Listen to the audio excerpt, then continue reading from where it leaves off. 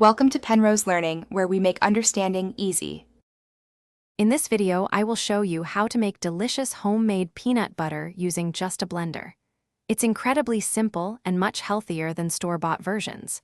You'll only need a few basic ingredients: about 2 cups of roasted peanuts, 1 to 2 tablespoons of a neutral oil like vegetable or canola, and a pinch of salt.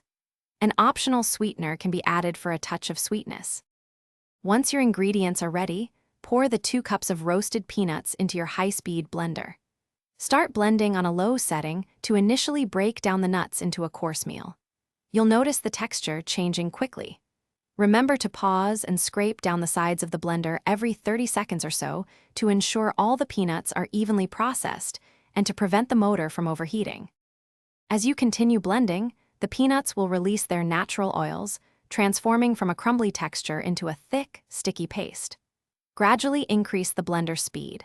This process usually takes about 3 to 5 minutes.